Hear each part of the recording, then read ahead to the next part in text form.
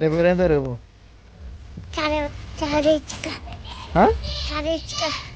చారిచ్కనా?